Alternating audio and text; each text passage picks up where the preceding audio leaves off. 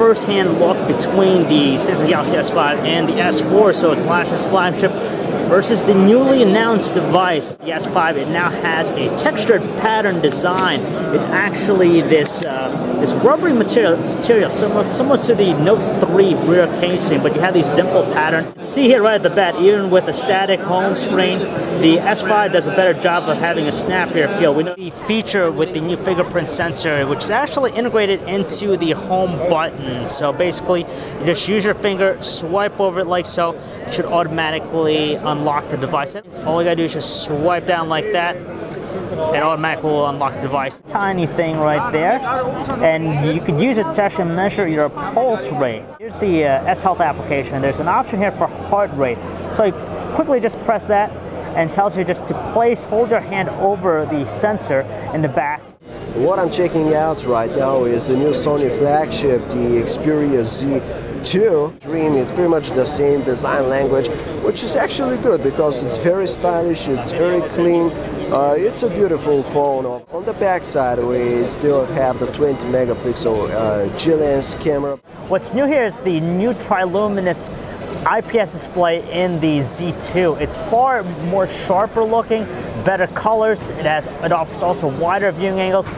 Overall, just a significantly improved panel, because with the Z1's display, we noticed that it really washes out tremendously. Right now I'm checking out the new LG G Pro smartphone. Here at the back we have the built-in loudspeaker. It has a power output of 1 watt, which makes it 30% more powerful compared to the loudspeaker on the LG G Pro phablet. Up here we have a 13 megapixel camera and an LED flash. The texture of the device feels really nice to the touch. It doesn't, no fingerprints stick to it, and it feels quite nice. Processor inside it is the tried and tested quad-core Snapdragon 800 processor with 4 cores running at a maximum of 2.26 gigahertz. As you can see, the device has no troubles with the interface. It runs really smoothly and it's quite responsive. The battery of the device has a capacity of 3,200 mAh.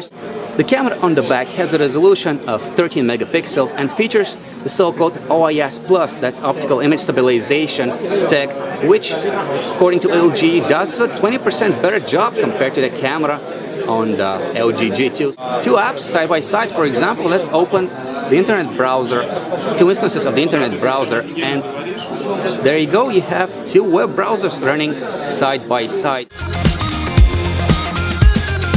This is Nokia's long-rumored Android device. It's made of colored polycarbonate. It's going to be available in a number of colors. We don't expect this to be a great camera, of course, but it should get the job done when no other camera is around.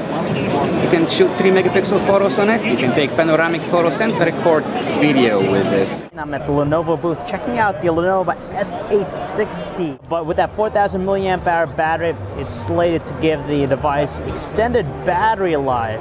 So to be exact, it's going to give roughly 43 hours of talk time when you're under 2G conditions.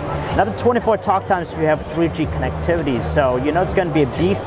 It's just the battery life that's the most notable about this handset, and it shows in the size and the dimensions. Pretty nice quality. Kind of a little bit sharp on the side here when you're holding it, and the front here you can see just a little bit of a plastic bezel.